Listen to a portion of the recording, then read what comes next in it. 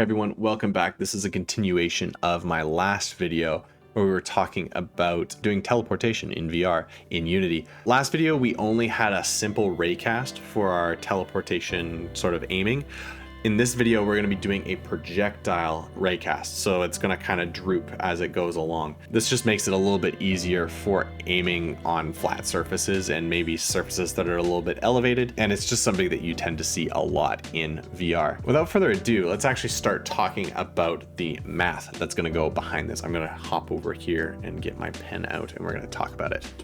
Let's kind of set the scene here. So let's say we have maybe a straight ground, something that's a little straighter than that. And then we have our player here, which is going to be this lovely stick figure. And let's say we also have like an elevated ledge here as well. Currently, what we have with our raycast is just a line. So what that kind of looks like is either we're going to project onto the ground, or if we're trying to get on top of this ledge, for example, it might be very difficult. Like we can see in this instance, there's actually no way that we can get onto the top of this thing. So how are we going to solve that? Well, we can use a projectile system. How that works is instead of it being a straight line, we'll have an initial sort of velocity. So let's say we're gonna have a velocity that kind of looks like that. And then as it goes along, we're gonna apply gravity to each point until it kind of comes in an arc and then allows us to aim like that. So what do we need?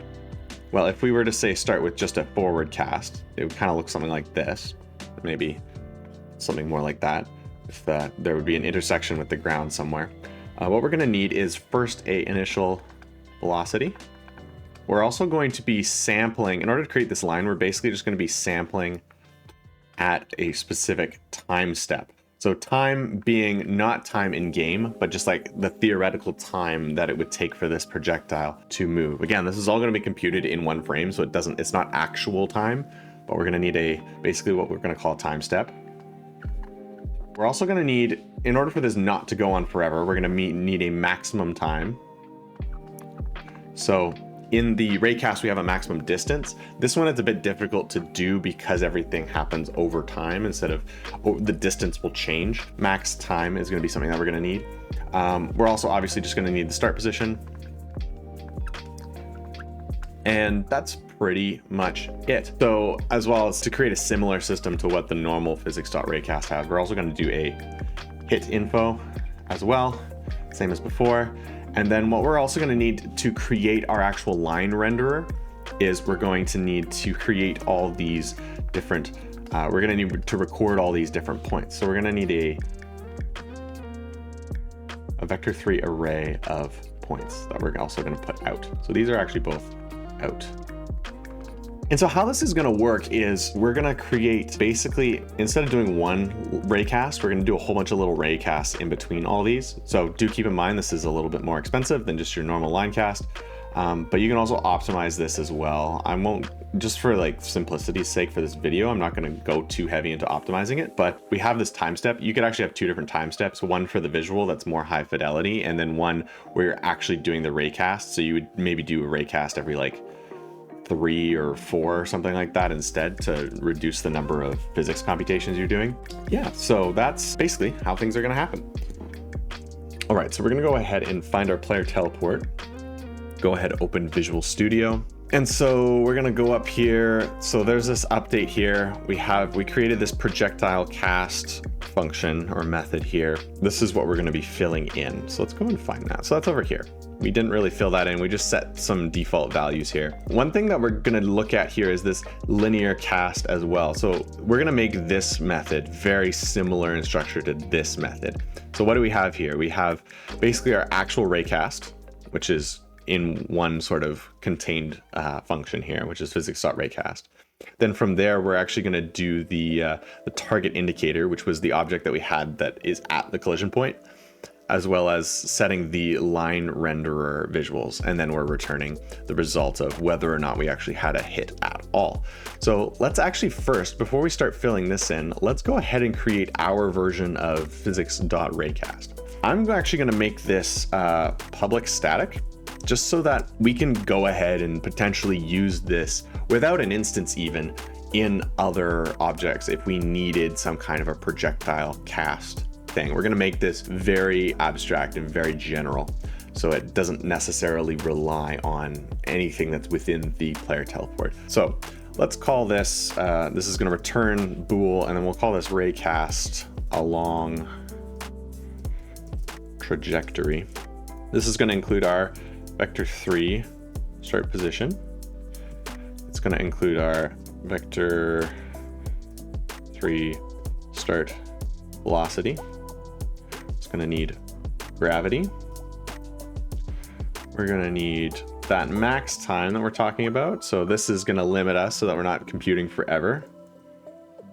We're going to need our time step. So that's basically every so many seconds, in this case, probably maybe a fraction of a second, we're going to compute what each point is. Then we're going to need our Raycast hit info.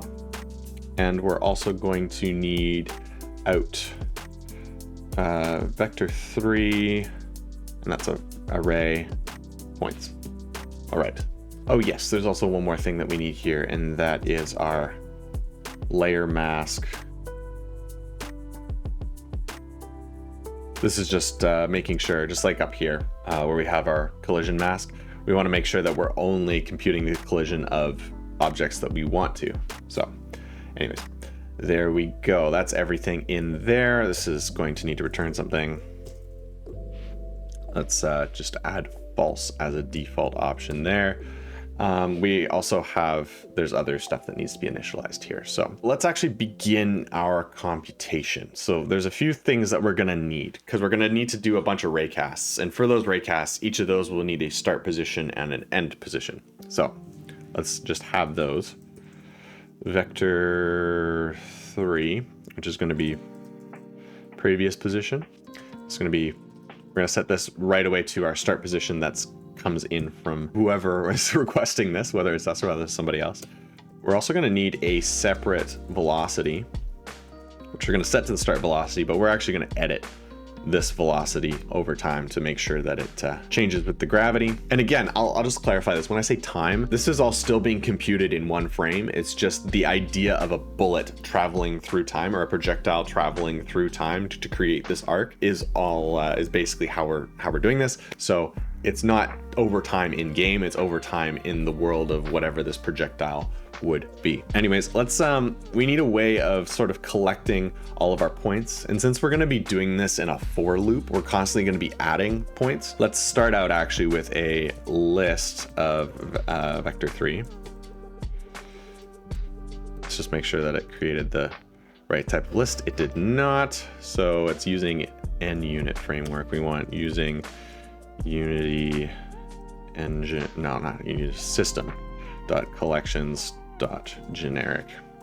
I'm also going to get rid of these guys because these are accidental autocompletes. All right, so that should be in there. This is going to be called the line builder. And then what we're actually going to do is, just so that we're not constantly changing the size of this, we're going to set its capacity. So what we can do here is we can set the capacity to the maximum value that we know it's going to be, because we have this max time step, or this max time and the max time step. We can basically give ourselves a buffer for the absolute maximum number of these things that we're going to need. So that's going to be the max time divided by the step time. And then we're going to need one more because there's the start point as well. And then that is all going to be, oh, sorry, it's called time step, not step time. And then that is all going to be converted into an int. Actually, this can kind of, the one is already there, so we can do that, just do that. So that's our capacity. And then line builder, we can add that, that start position, because our first calculation is actually the next position after the start position. And this is kind of, this start position is our +1 here. So now we're actually going to do our calculation. So this is going to be in a for loop, and we're actually, because we're using time as a floating point value, there's going to be a for loop that's actually going to use a float for the increasing, for the indexer. We're going to start with a float t = 0. The reason we use t is because this is a common, like, sort of math thing for something to be just called t for the time. It's going to be equal to 0. T is going to be less than the max time. Come on. T is less than max time. So again, this is why we're using a float, is because our upper value is that float value. And then t plus equals step time. Sorry, time step. I keep calling it the wrong thing. So on each iteration, we're going to set our velocity. We're going to add vector3 dot down times gravity times time step. So if, for example, you wanted this to be a negative value, you would set this to up. I don't want to, like, I just want, normally gravity is down, so I just want the scalar value of gravity to always be down. So in this case, we will just use vector3 dot down and the gravity being positive. And then we're going to get our next position. Our next position, which is going to be that previous position plus velocity times time step. So this time step is kind of acting like our delta time a little bit. So if you were to do, say, some kind of movement over time in an actual update loop, you would use delta time. In this case, it's going to be our time step. So next we're going to need to get the distance between those, because we're going to need that for our raycast. So we can just call vector3 dot distance, previous position, next position. That'll give us our distance. And then we're going to do the raycast like what is up here. So if physics dot raycast, and then we're going to need the our previous position, and then we need previous next position minus previous position. So this basically gives us the vector between them. Then we're going to need out hit info. So again, that's this hit info out here. We're going to populate that. We're going to use that to populate. We're going to need that distance that we just calculated. And we're going to need our collision mask, which again was provided up here. And so if we hit something, what we're going to do is, this is actually the end of our calculation. So we're going to do line builder add next, or sorry, we're going to add not the next position, but we're going to add the hit info dot point, because that's where our collision happened. And we want that to be the end of our line, the end of our raycast. And then we're going to take that line builder and we're going to set points to line builder dot to array.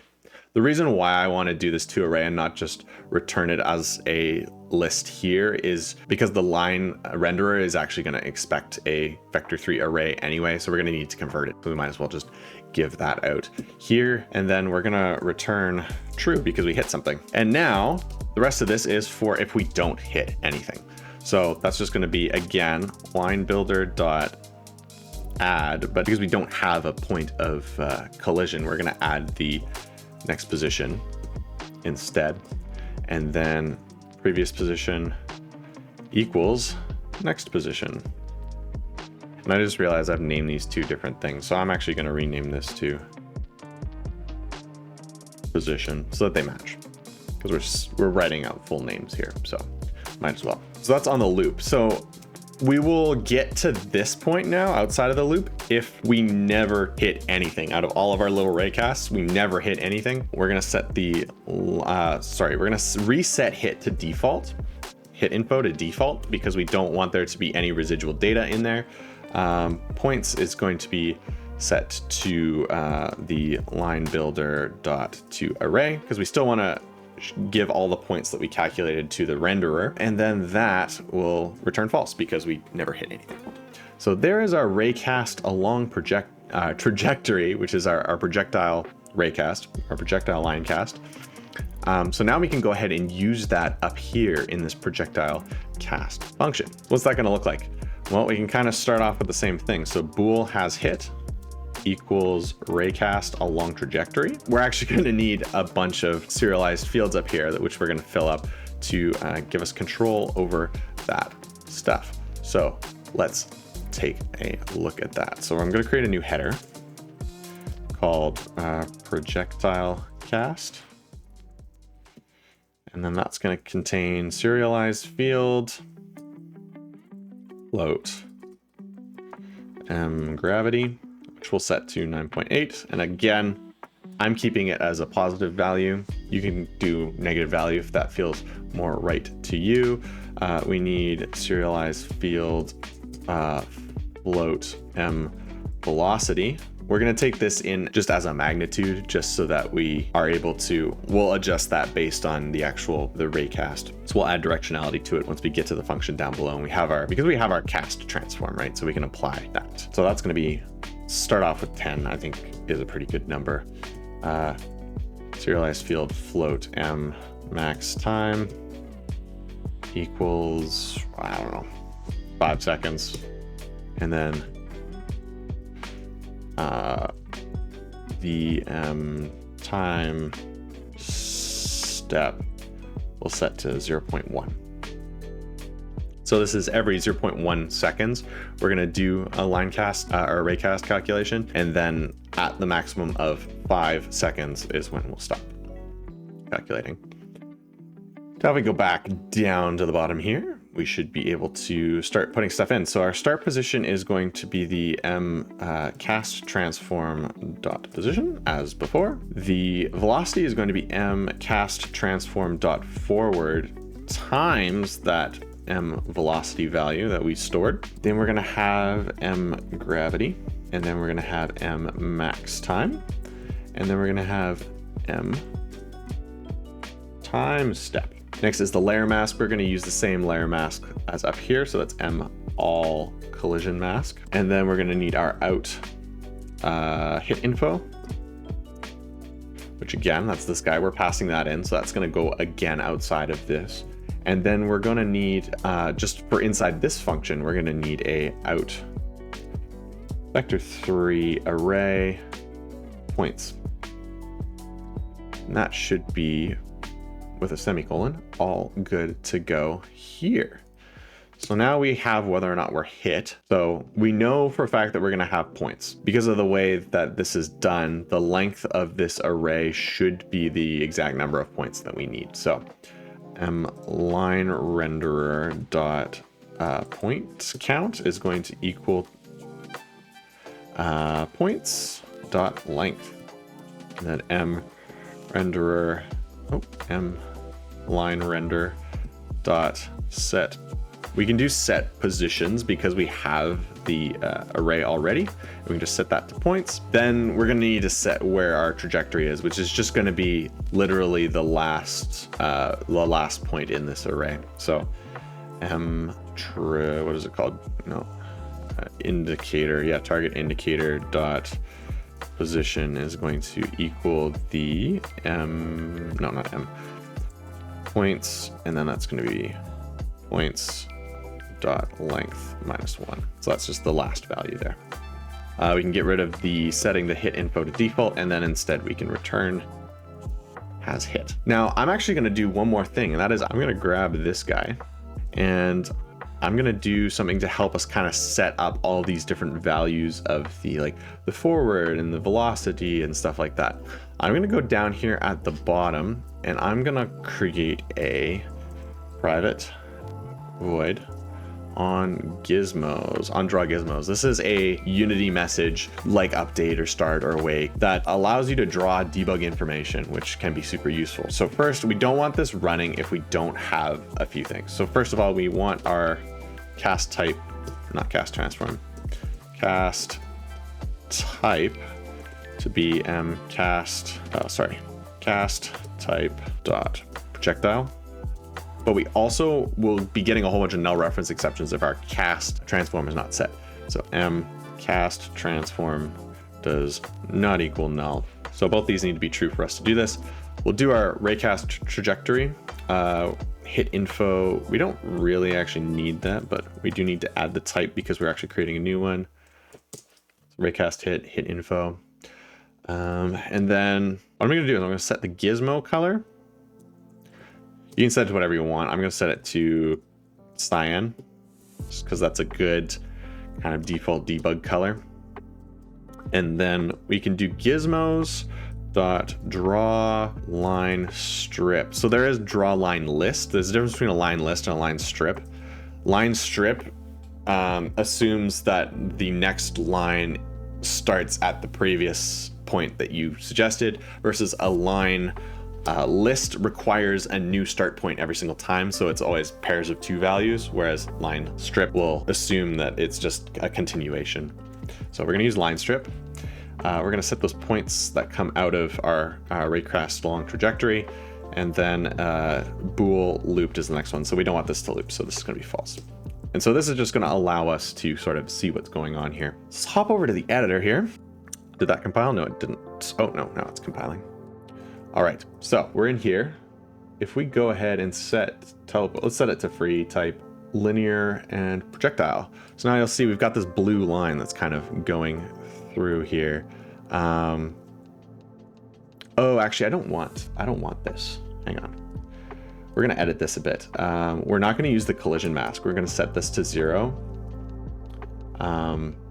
So this is basically just going to compute. It's not going to do any actual Raycast collision checking. It's only going to do the. It's only going to just provide us with the points at the max time, which is going to allow us to tune this a little bit better. So let's head back over here. So you see right now it's in the ground. When it finishes compiling, see that it travels well below. So we can see how far our 5 seconds is going to be.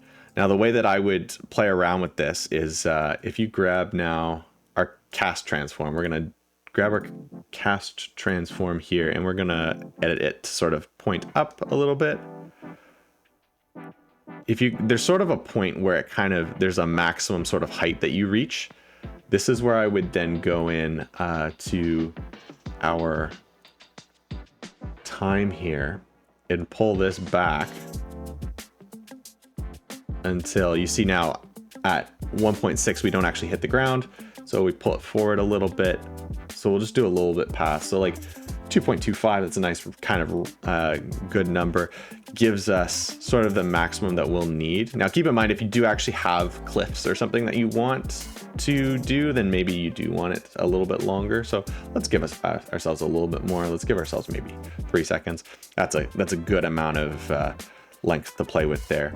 And then we'll set this back to, I believe it was negative 45 was what or no, this is set to, wait, what is this set to? Or no, it was 45, not negative 45. Yeah, that's what we want. Okay, so that'll sort of help us. Also, if you're not seeing this line, just make sure that this Gizmo's button is checked here. If you don't like these icons and stuff, you can go in here and sit under the 3D icons. You can kind of pull this down to 0 if you don't like the icons, because sometimes they can get in the way. But yeah, in order for you to see this on Gizmos, you have to have this on. So yeah, this should be working now. So I'm gonna go ahead and set this now away from default. I'm gonna set it to ground just so that we can demonstrate how it's kind of a little bit easier for us to get on top of ledges. And yeah, let's hop into the headset and give this a try. All right, we're back in the game. If I press my forward now, you'll see now we get this nice kind of curve that happens instead of a straight line. So you can tweak these values. You can see there's kind of a maximum distance I can go. You can go ahead and tweak those values to get the maximum distance that you want. But you'll see here, we'll go and teleport. I mean, I'll use this anchor as sort of a guide here, but this will put us at that point. Again, our slopes are still working here, slope detection, so 30 degrees works, 60 degrees does not work. But yeah, if you'll see here, it's a lot easier for me to fine tune the position that I want to teleport onto on the top of this ledge.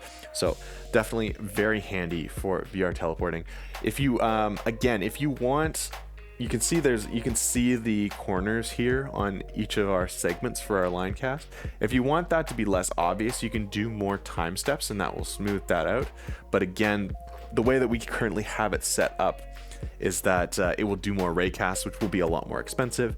So you might want to decouple those and have 2 separate time steps, one for the visual and one for the actual raycasts. And that's a good kind of piece of homework for you if you want to challenge yourself a little bit. But I think that's pretty much it. And there we have it, projectile raycasts in our teleportation system in Unity. I hope you guys learned a lot from this video. and this all made sense to you. Of course, if you have any questions or need any clarifications, go hit up the comments section, as well as let me know if there's anything else that you guys want me to cover on this channel. But without further ado, I'll leave you guys to it. Have fun making games.